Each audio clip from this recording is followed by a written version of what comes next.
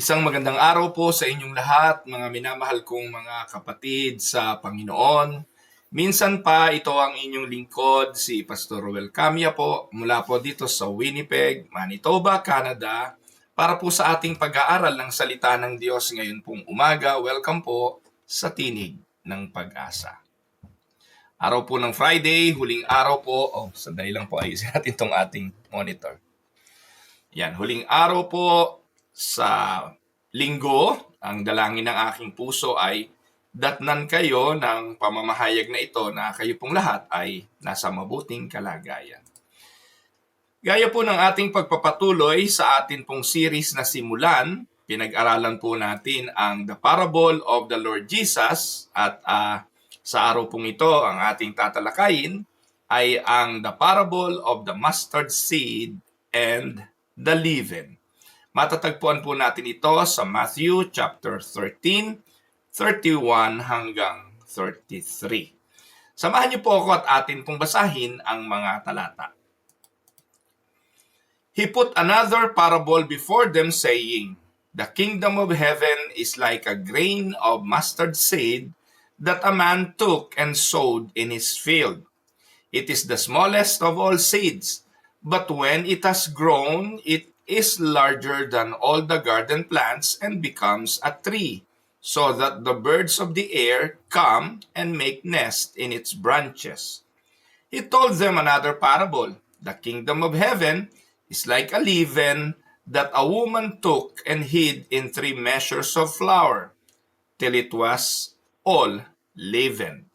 Pagpalain ng Panginoon ang pagkabasa at pagkadinig ng kanyang mga banal na salita. Sa nakalipas na pong 3 araw at pang-4 na po ngayon, ay sinimulan natin ang series about the parable.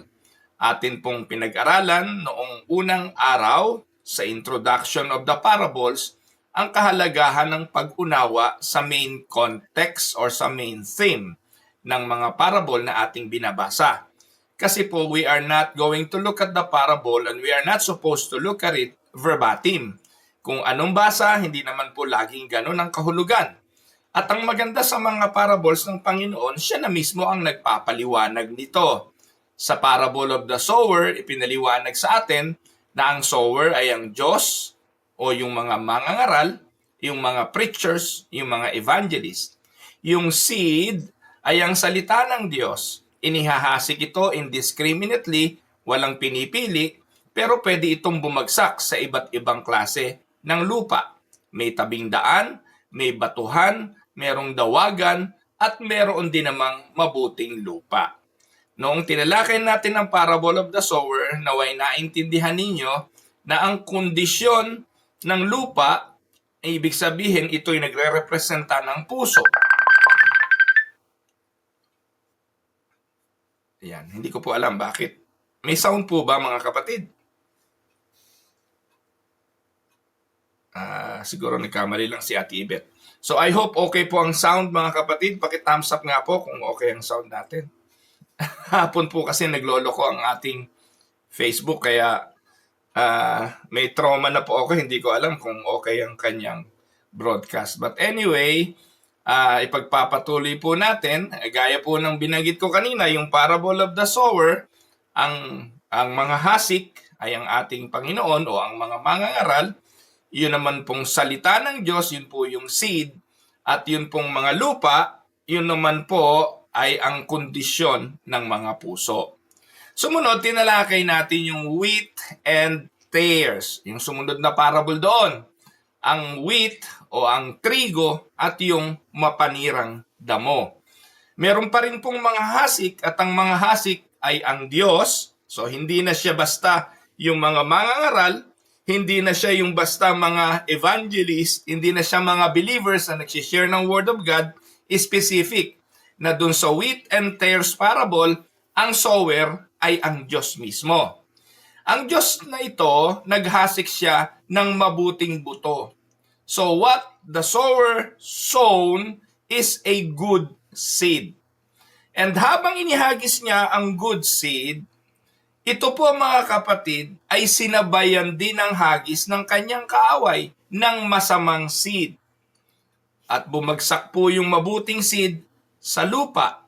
Yung pong lupa na pinaghasikan representing the world, itong mundong ito na ating ginagalawan. Sa mundong ito, naghasik ang Diyos ng mabuting binhi. Pero habang naghasik ang Diyos ng mabuting binhi, ang kaaway ng Diyos naghasik din ng masamang binhi. And both of the good and the bad seed lumago. At nung lumago sila, magkasabay silang lumago dito sa mundo. Ngayon, ang sabi nung servant, ay nako, sumibol po yung masamang damo kasabay nung mga trigo. Gusto niyo po bang bunutin ko na ito?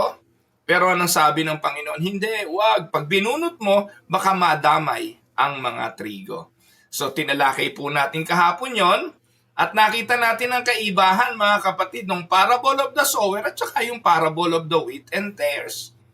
At ito po, mga kapatid, nagre-represent ng kingdom of God. The first three parables na ating tinatalakay, yung pong sower, yung pong wheat and tares, at saka itong parable of the mustard seed and the leaven represents the kingdom of God. Hanggang bukas, hindi pala, wala tayo bukas sa Monday, tatalakayin pa ho natin ang iba't iba pang mga parable. And I hope nauunawaan ninyo sa bawat pagtalakay. Hindi palibasa binanggit yung word na seed sa parable, isa lang ibig sabihin. Sa dalawang parable na natalakay ko na, magkaiba yung seed sa parable of the sower, it is the word of God, at magkaiba yung seed sa parable of the wheat and tares, yung seed doon ay the church, the believers. Ikaw at ako na mananampalataya, planted by God. Yun yung good seed. I hope you understand. Now, I will proceed to the topic today. Nagbalik-aral na ako kasi kahapon nawala po yung broadcast ko. Hindi ko po makita sa timeline, pero awa naman ng Diyos na ayos natin at ngayon po ay alam ko na nakapost na ito sa Facebook timeline ng inyong lingkod. So tingnan muna natin ano ba ang theme ng parable of the mustard seed and the leaven. Ito po yung tema. God's kingdom grows by divine power and not human strength. Ang paglago ng mabuting binhi na inihasik na ipinakita kahapon doon sa parable of the wheat and the tares ay nakasalalay sa makapangyarihang kamay ng Panginoon. Just like any seed, katulad din ng parable of the sower, nang inihasik ito, nakasalalay, sa Diyos ang pagpapalago. Sinabi ni Apostol Pablo, si Pablo ang nagtanim, si Apolos ang nagdilig, subalit ang Diyos ang siyang nagpapalago. Ganito ang kaharian ng Diyos. Ang kaharian ng Diyos lumalago by divine power and not human strength. Minsan nakakala natin, ang paglago ng isang bagay ay nakasalalay lagi sa bawat isa sa atin. Minsan, yung mga talentong meron tayo, yung mga karunungang ibinigay ng Diyos, lahat ng meron sa buhay natin, tayo lahat ang siyang may kinalaman sa pagpapalago nito. Mga kapatid, huwag niyong alisin ang katotohanan na apart from Christ, we can do nothing. Sa pagpapaalala sa atin sa aklat ni John, kung hindi tayo konektado sa Diyos, wala tayong magagawa. Magiging human effort lang yan. At maging sa kaharian ng Diyos, hindi pinapalago ang kaharian ng Diyos ng karunungan at lakas lang ng tao, katulad ng ginagawa ng marami ngayon, na ang simbahan ay iminamarket, itinutulad sa networking ng mga produktong ibinebenta, ibinabase sa mga business strategies at kung ano-ano pa. Hindi po ganon. Ang kaharian ng Diyos ay lalago ayon sa kapangyarihan ng Diyos at hindi lang nakabase sa dunong at lakas ng tao. Yun po yung theme at tema na ipinapakita sa atin ng parable of the mustard seed. Atin pong pag-aralan. Alam nyo, ang bawat isa, most of the time struggle with small beginnings. We look at our faith, we look at our churches, we look at our families, and sometimes we ask, is this really making a difference? Yung bang ginagawa ko ay meron talagang impact? Will this make a difference? Ang madalas po kasi mga kapatid, aminin man natin o hindi, pagdating sa ministeryo, sa gawain ng Panginoon, o maging sa ating mga pamilya, we measure God's work by size. We measure it not only by size, but by speed and by visibility. Ngayon, tanungin ninyo, ano ba ang sukatan ng isang matibay na iglesia? Ang ituturo sa inyo, CCF kasi malaki sila eh. GCF kasi malaki sila eh. JIL kasi madami sila eh. What about yung mga churches na nasa bundok? What about yung mga churches na nasa mga indigenous people? Are they not part of the kingdom of God? Sa panahon natin ngayon, ang measurement ng success, ang measurement ng kaharian ng Diyos na epektibo ay yung naglalakihang mga ministeryo. But when growth appears low, when faithfulness seems unnoticed, we begin to wonder if anything eternal is truly happening. Na para bang ang pagsama ng Diyos ay nandun lang sa katagumpayan ng ministeryo, katulad ng ipinapangalandakan niyang si Eddie Villanueva ng JIL, na lagi sinasabi niyan, if you are poor, then poverty is a curse. Can you imagine yung utak ng pastor na yan? Na paano niya tinuturo na kapag ikaw ay mahirap, ikaw ay may karamdaman, ikaw ay hindi lumalago, ang ibig sabihin, ikaw ay isinumpa. Part yan ng teaching yan, kahit saan nyo balik-balik ta rin. Yan po yung turo niyan. Na human effort, ikaw ang magpapasya. Kapangyarihan nang gagaling sa iyo mula sa iyong mga declaration. At hindi nag-iisa si Eddie Villanueva sa kanyang turo.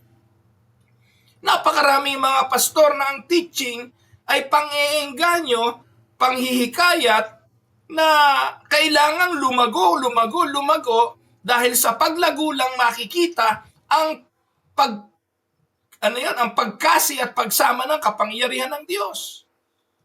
Jesus answers the quiet fear with two short parables. At dito po sa parable of the mustard seed and the leaven, are not dramatic stories. Ito pong parable of the mustard seed and the leaven are deeply pastoral. Pagpapaalala ito ng Panginoong Hesus sa puso ng mga pastor, sa puso ng mga naglilingkod, sa puso ng bawat mananampalataya. They speak to the weary believers who wonder whether their obedience, whether their prayer, and whether their faithfulness truly matter. Minsan pag nandun ka sa maliit at sa mahabang panahon nandun ka, hindi pa rin lumalago, ganun pa rin, nawawalan tayo ng zeal sa ating paglilingkod. Nanghihina tayo at nang lulupaypay, at sa mga panahon na yon na hindi lumalago, hindi dumadami, hindi lumalaki ang ministeryo, ang pakiramdam natin, hindi natin kasama ang Diyos at ang ating mga dalangin ay hindi dinidinig. Kasi nga po, sa panahon ngayon, ang sukatan ng matagumpay at sinasamahan ng Diyos na ministeryo, kailangan bongga, kailangan malaki, kailangan talagang nasa, tawag doon, para kayong mga isang showbiz na showcase. Ganun ang sukatan. Ikinukumpara doon sa mga mega churches, Hillsong, Lakewood, yung mga kung ano-anong mga malalaking ministeryo katulad ng kay Joel Austin, kay Creflo Dollar, kay Benny Hinn, at kay Kenneth Copeland. Iyon po yung sukatan ngayon. Kasi sila ang namamayagpag, sila ang hinahabol ng mga tao, at sila ang kinukonsidera na matatagumpay na ministeryo. But what about the small churches? So, dito po sa ating pag-aaral, sa Matthew chapter 13, Jesus tells these parables. Ito pong Matthew 13 ay chapter filled with kingdom parables. Gaya ng binanggit ko kanina, yung Matthew 13, mga kingdom parables po ang binabanggit ng ating Panginoon. And God, Jesus is spoken to people who are expecting a loud, immediate, a political kingdom. Instead of Christ doing that, ang kanyang paraan ng pagtuturo about what they think of the kingdom ay baliktad. Inaasahan ng mga tao na ang kingdom of God, pagbaba, ay explosive. Immediately, tatanggalin niya yung mga problema, tatanggalin niya ang mga masama, at i-establish niya ang kanyang political kingdom. Kaya kung titingnan po ninyo mga kapatid, sa bawat parable na ating tinalakay, ipinapakita ng Panginoong Hesukristo na sa mundong ito ang masama at mabuti ay mananatiling magkasama. Hindi palibasa, dumating na ang kaharian ng Diyos, bubunutin na niya ang masama. Yun po yung parable of the wheat and the tares. Hindi. May panahon na gagawin ng Diyos ang paghihiwalay ng masama at mabuti, pero hindi pa ngayon. But the people during that time, especially the early believers, ang gusto nilang mangyari sa pag-establish ng kingdom, palayain na sila ng Panginoong Hesus. But Jesus again spoke another parable. And this one explains that the kingdom was already here. It was established by God. Nagsimula siyang maliit. Pero ito ay unti-unting lalaki. Now, let us go to the context of the parable. Why did Jesus told this parable? Ba't niya ba ito sinabi? Sa Matthew 13 kasi, turning point ito ng ministry ni Jesus. Dito sa mga panahong ito, nagtataka na yung mga tagasunod niya. Ang sabi kasi ng Panginoon, i-establish niya yung kingdom. Pero nasa ng kingdom?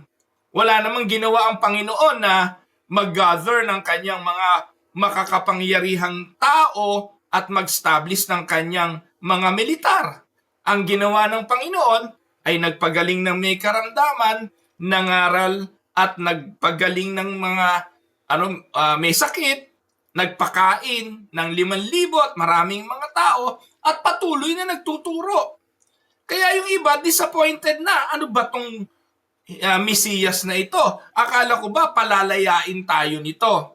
So sa mga panahong ito, turning point ito ng ministry, opposition is rising. Kasi sa kanyang pangangaral, na-offend yung mga Pariseo, yung mga eskriba, and many, hindi lang mga kaaway, ang nireject ang ating Panginoon.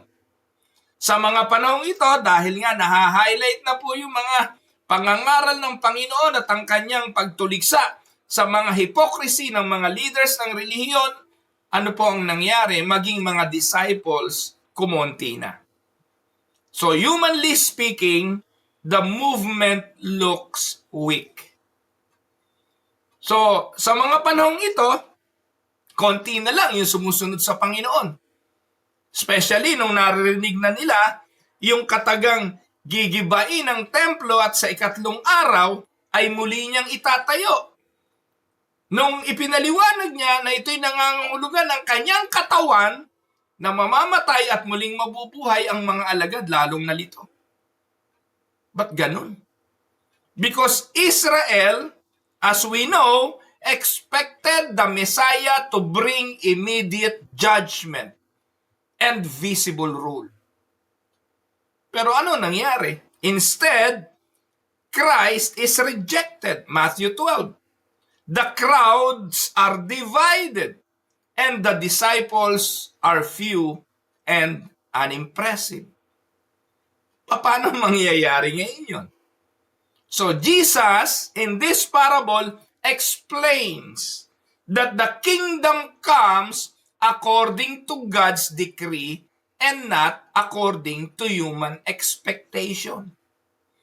Kaya mga kapatid, napakahalaga na unawain na ang ministeryo ng Diyos ay dapat ginagawa ayon sa isipan at plano ng Diyos. Dahil any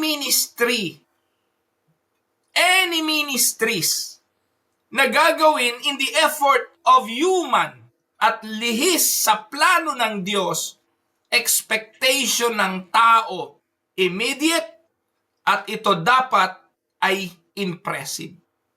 Dapat visible. Pero hindi ganon. Dito po sa parable of the mustard seed, may paliwanag ang Panginoon. Kaya nga ang Reformed insight, mga kapatid, the kingdom's progress depends on God's sovereignty and not in human strategy. Tinuro ng ating Panginoon na ang kaharian ng Diyos does not come by force.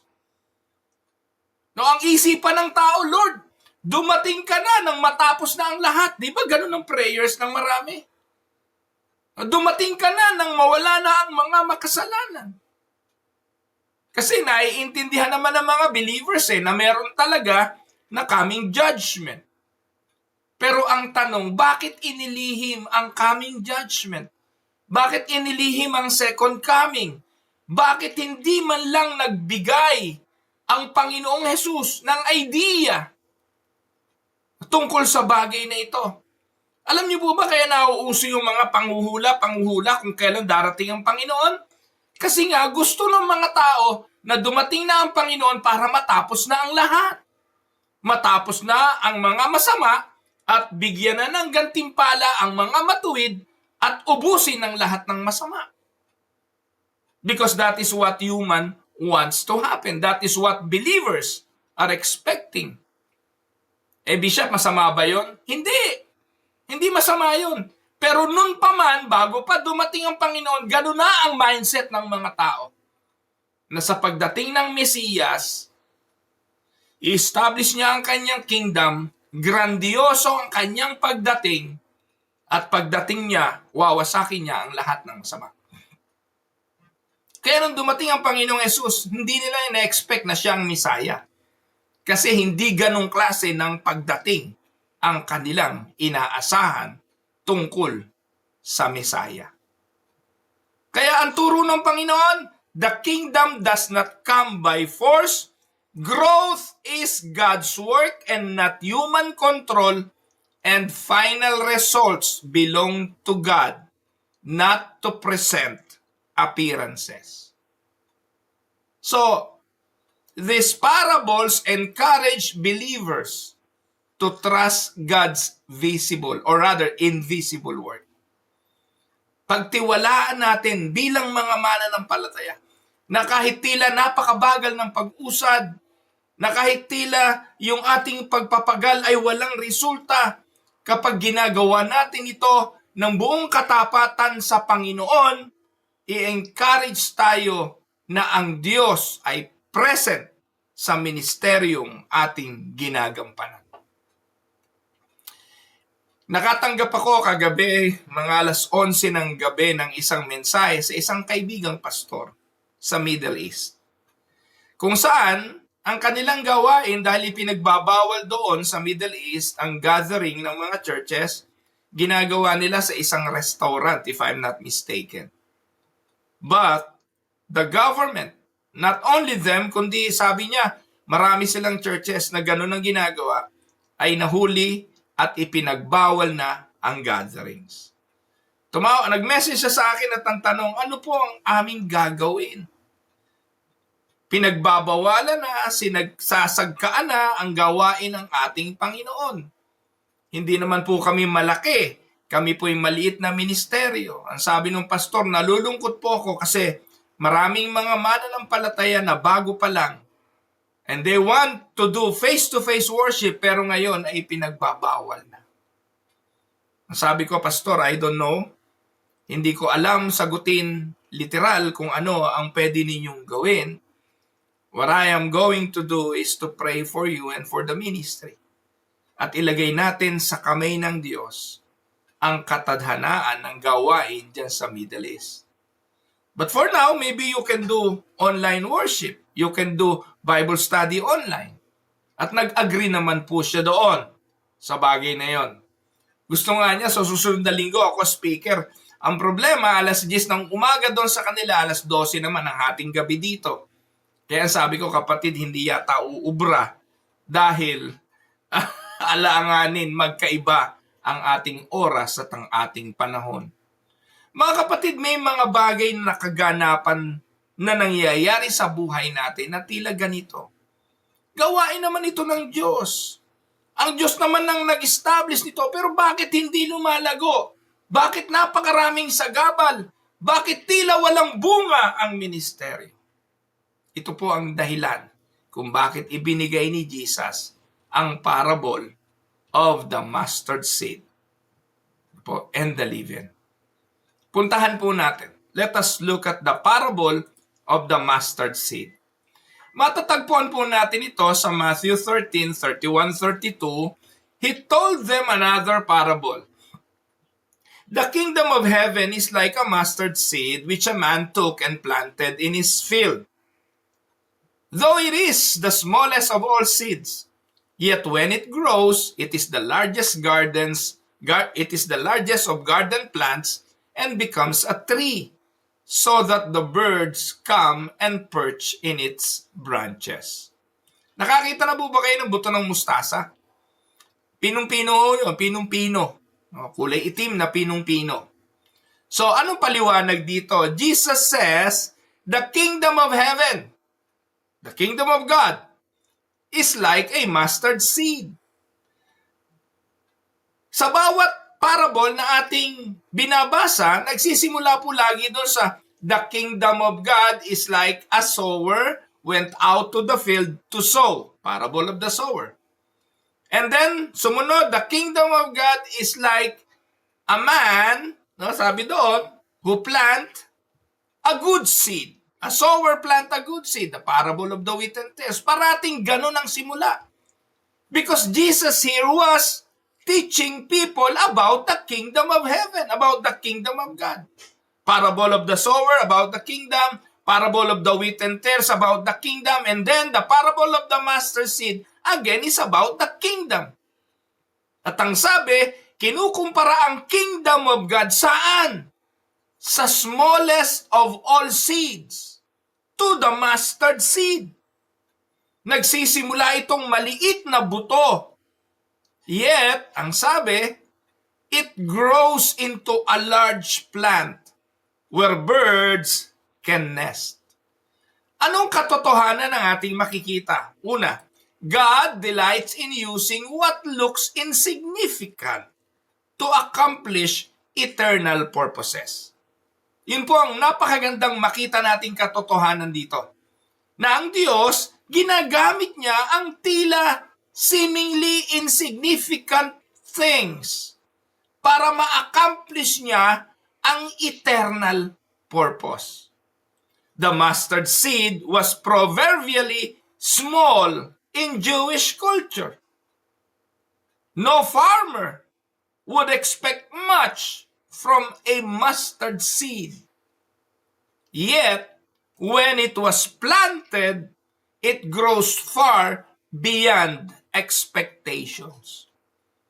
Kung hindi ninyo kilala ang mustasa, at ang mustasa ay lumaki to the point na ang ibon ay nakapagpugad dito, hindi ka maniniwala na galing ito sa isang maliit na buto. You will not expect that it comes from a very small seed. Amen po ba? Ganito po ang Diyos. God delights in using what looks insignificant. Halimbawa sa Bible ng bagay na ito, si Abraham. Just one man. God called him, and when God called him and he obeyed, from this one man, God formed a nation. Ang Hebreo, later naging Israel, later naging mga Hudyo.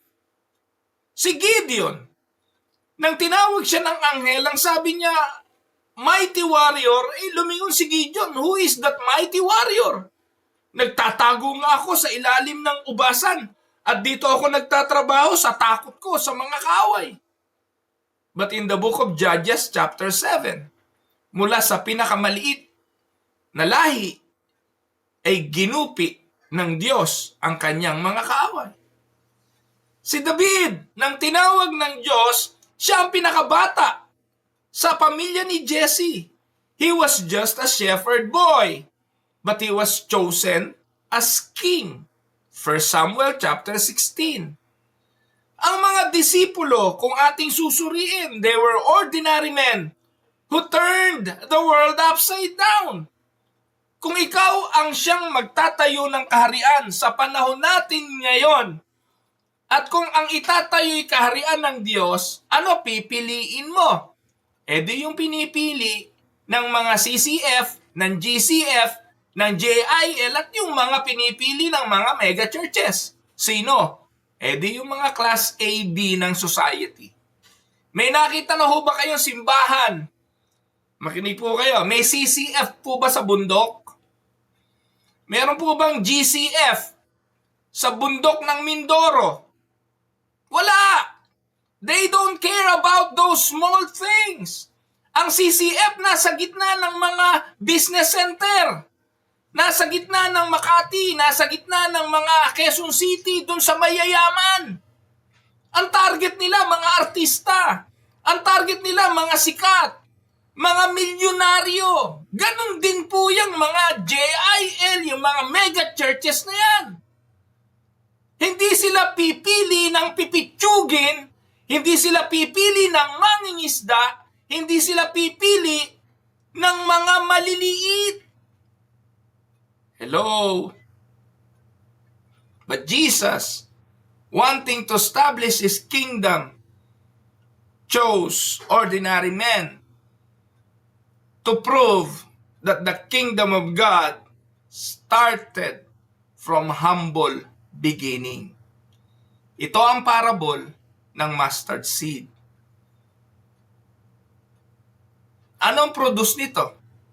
Anong bunga nito? Mega church ba agad? Ang iglesia ba nagsimula mega churches? If you are going to look at the book of Acts chapter 2 hanggang chapter 4, the early church, small, persecuted, powerless, yet unstoppable.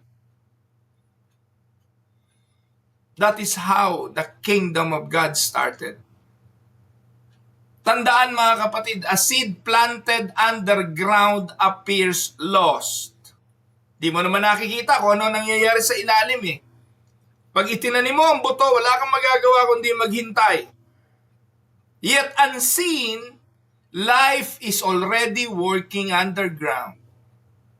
Likewise, the gospel often appears buried until God brings visible fruit in His time. Kaya pastoral ang atake ng parable of the mustard seed. Paalala na ang ating ginagawa, kahit tila walang kabuluhan, kahit tila mahina, hindi nagbubunga, huwag tayong titigil kasi kumikilos ang Diyos sa mga bagay na ating ginagawa. Alam niyo po mga kapatid, itong tinig ng pag-asa, hindi po ito nagpaparami ng views. Hindi po ito nagpaparami ng tagapanood at nagpapalawak ng ministeryo katulad ng layunin ng iba. Kung meron 3, 4, 5 nakapakinig sa akin at natututo, nagagamit, praise the Lord. Dahil may mga narinig na po kung patotoo mga kapatid, na dahil sa tinig ng pag-asa gusto nilang magpastor. Dahil sa tinig ng pag-asa naliwanagan sila ngayon gusto nilang mag-establish ng ministry. It may be small, it will start from small beginning, but I know this is part of God's kingdom. Tinig ng pag-asa is not the kingdom of God. It is just small part of how the kingdom of God works. Amen? Kaya ano ang pastoral application nito mga kapatid? Do not despise small obedience. Huwag niyong baliwalain ang mga maliliit na pagsunod.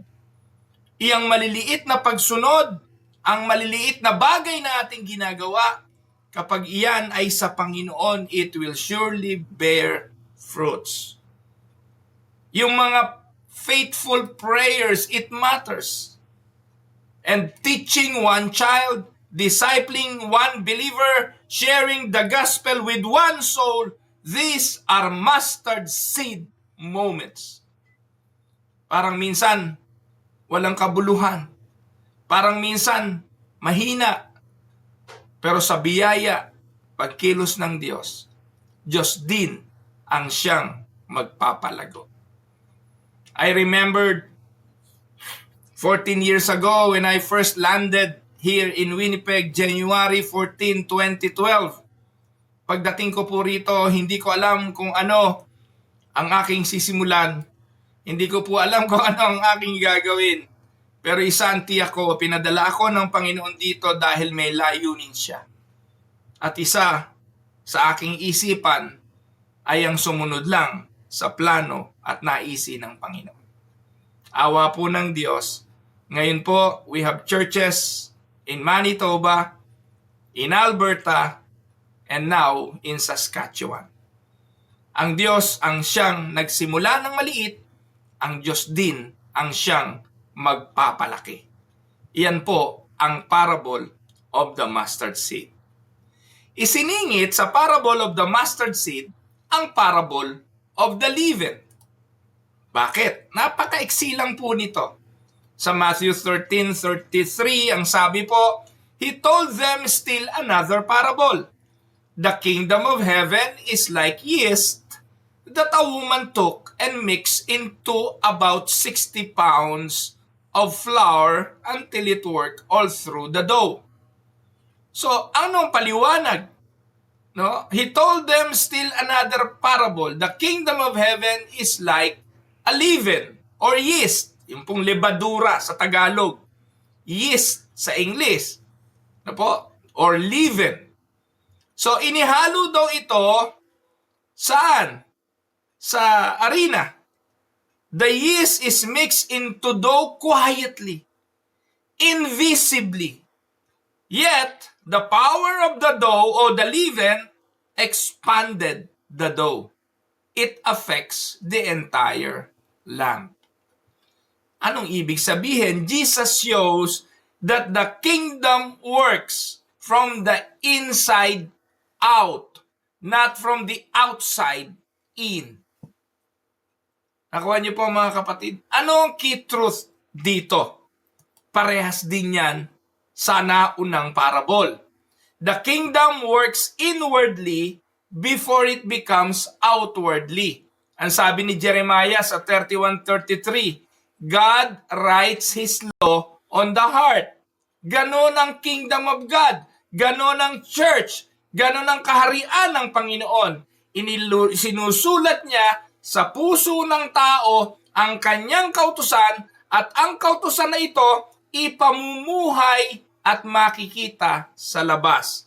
Kaya yung pananampalatayang walang gawa ay patay na pananampalataya kasi ang tunay na pananampalataya pag naitanim ng Diyos, imposibleng hindi magbubunga. Amen? That is the parable of the leaven. Ang kaharian ng Diyos nagsisimula sa loob. At ang tawag po doon sa theology ay regeneration, being born again. Regeneration precedes visible change. Hindi pwedeng mauna yung pagbabago para ka ma-born again. Hindi pwedeng mauna yung pananampalataya bago ka ma-born again. John chapter 3 verse 3, one must be born again in order to see the kingdom. So anong ibig sabihin? Ang Diyos ang siyang nagtatanim at ang itinatanim ay mabuting ay kaharian ng Diyos, at kung kaharian ng Diyos ang itatanim, kailangan itong mapatanim sa mabuting lupa. At ang mabuting lupa represents the heart. Hanggat hindi binabago ang heart, hindi sisibol ang pananampalataya. Amen? Iba't iba ang lupa. tabing daan, batuhan, dawagan, pero sisibol at mamumunga lang ang binhi kung ito'y mapapatanim sa mabuting lupa. At sinong nagpe-prepare ng mabuting lupa? Diyos. Sinong gumagawa ng mabuting lupa? Diyos. Sapagkat sa kanyang sarili, ang mabuting lupa ay hindi magbabago kahit kailan unless the Lord change the heart. Ang tawag doon, regeneration. O yung tawag ng iba, being born again.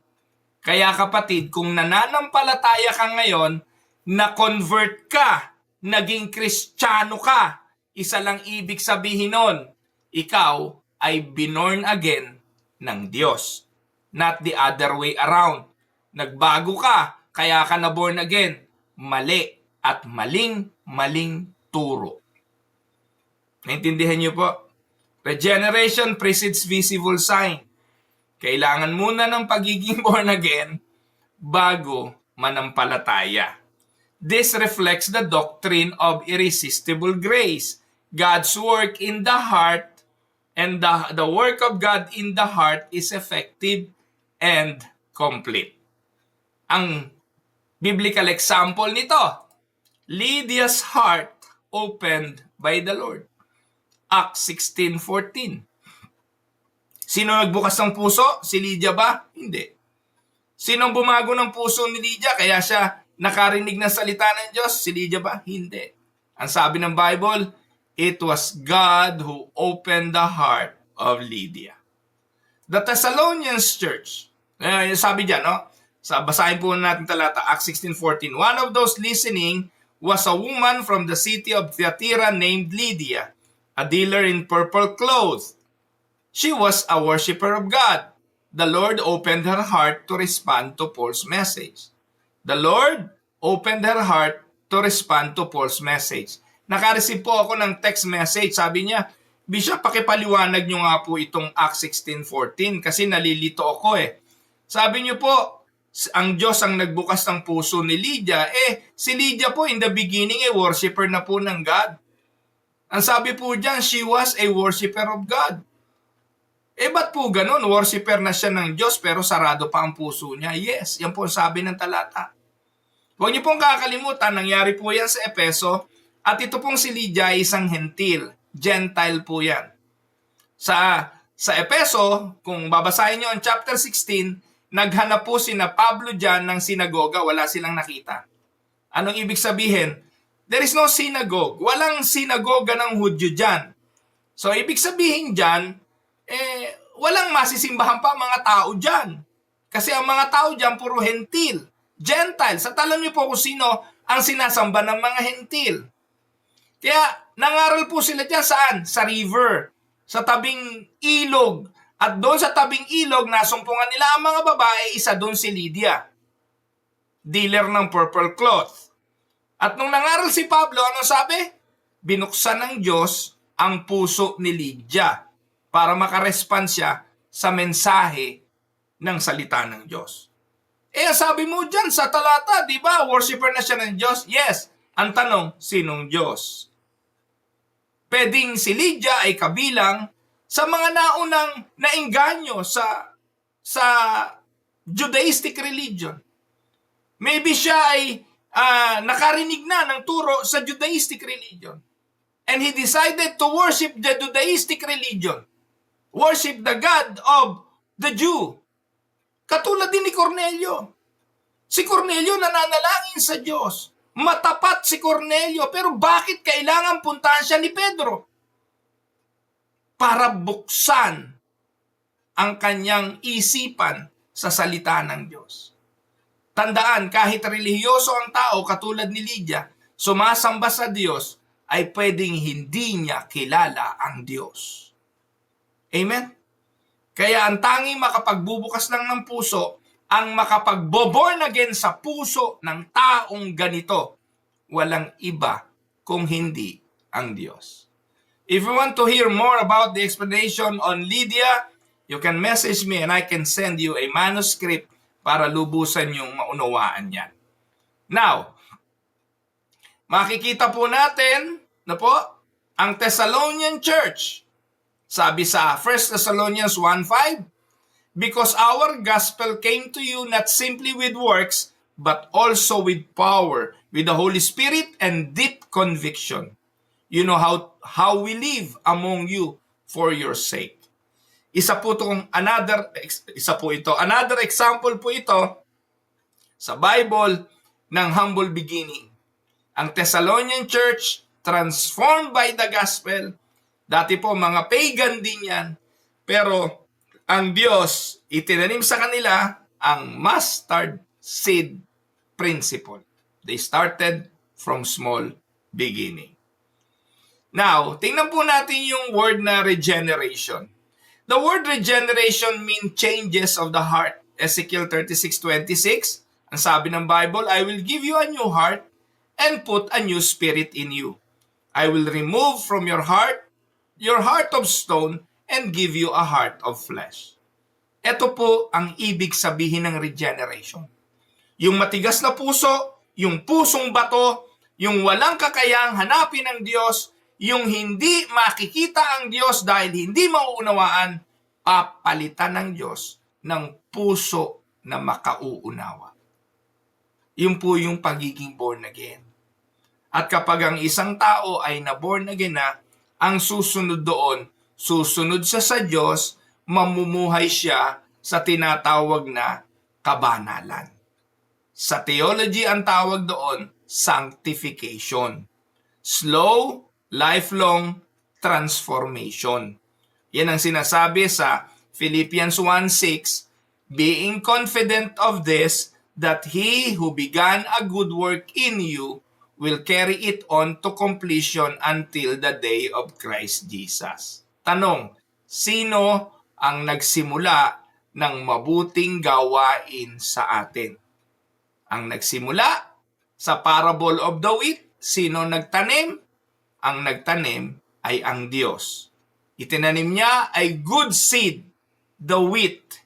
Hindi siya nagtanim ng tares. Ang nagtanim ng tares, ang kaaway ng Diyos. Ang itinatanim ng Diyos ay mabuting binhi. At siya ang nagtanim sa atin yan. Amen? Yung pananampalatayang nasa atin, tanim yan ng Diyos. Sabi sa Efeso 2:8-9, for by grace you have been saved through faith, and this is not your own doing. Hindi mo to gawain, hindi mo to ginawa. The faith is not your doing. It is a gift planted. The same. It is a gift from God so that no one may boast. Who started the good works in us? It is the Father. It is Jesus who planted the good work. And it will be carried until the day of completion. Amen? Now, the gospel in pagan cities was also an example of the mustard seed parable. Yung mga moral families and communities was changed. Mababasa natin sa 1 Thessalonians 1:9-10, another verse. Ito po yung binanggit ko kanina, the Thessalonian church transformed by the gospel. For they themselves report what kind of reception you gave us. They tell how you turned to God from idols to serve the living and true God, and to wait for His Son from heaven, whom He raised from the dead, Jesus, who rescues us from the coming wrath. Tingnan niyo po ang Thessalonian church. They are small. They started very small. Pero ano sabi ni Pablo? Nakarating sa akin ang mga ulat sa napakabuti ninyong pagtanggap sa amin. Pinakita, they tell how you turned from idols to serve the living and true God. Tandaan mga kapatid, yung pagbabago katulad ng leaven, it will come from the inside out. Katulad ng yeast, hindi visible, hindi nakikita, and yet it will produce growth.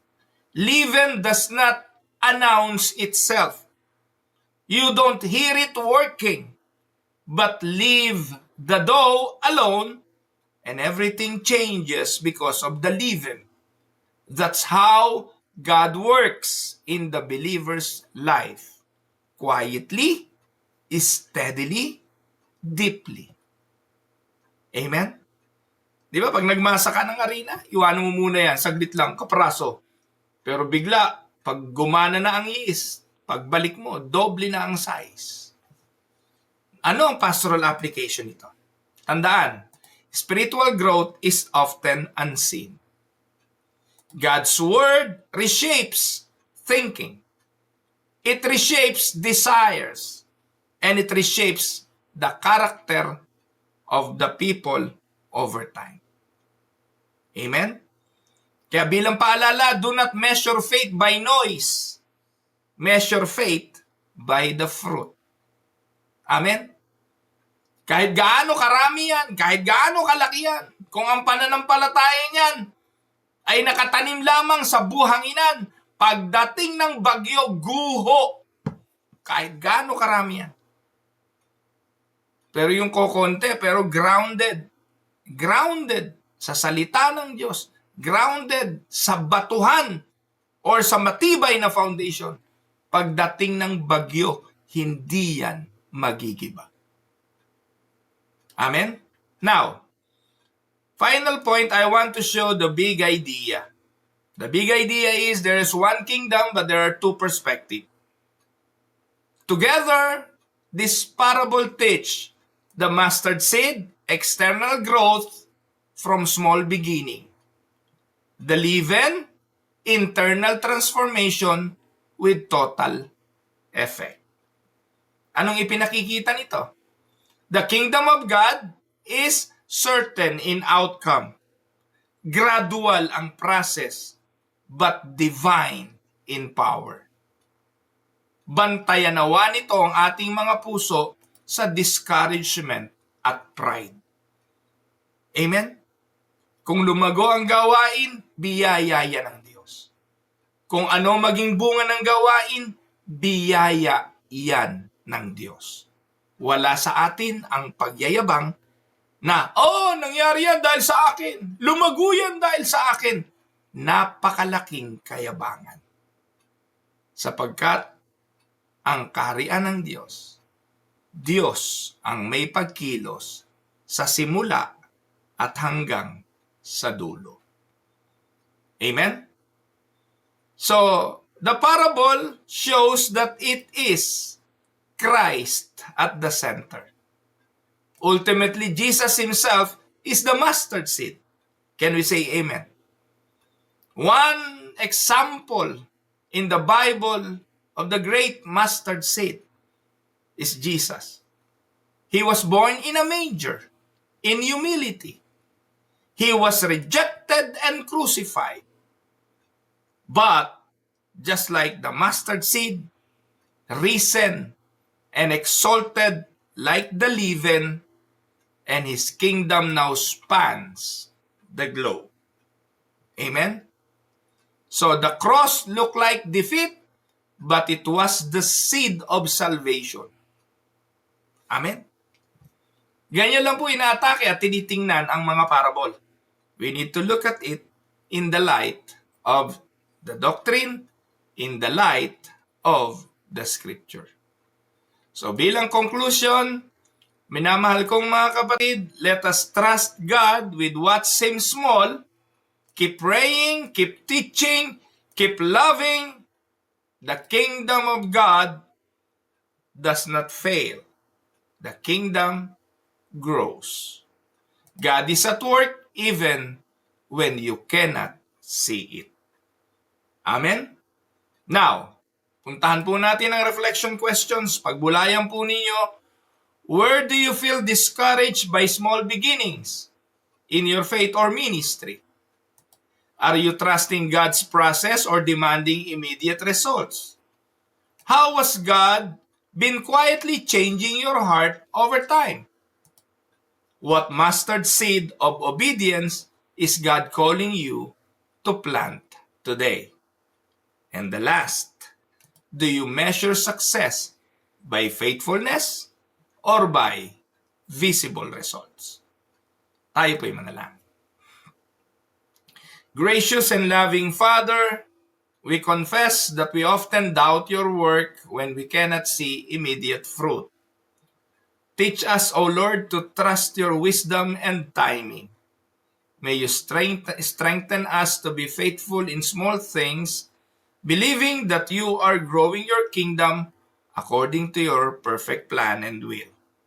May our lives be living testimonies of quiet yet powerful grace. This is our prayer. In Jesus' mighty name. Amen. Ito po ang inyong lingkod, si Pastor Ruel Camia po, mula po dito sa Winnipeg, Manitoba, Canada, para sa ating pag-aaral ng salita ng Diyos ngayong umaga. Dito po, sa Tinig ng Pag-asa.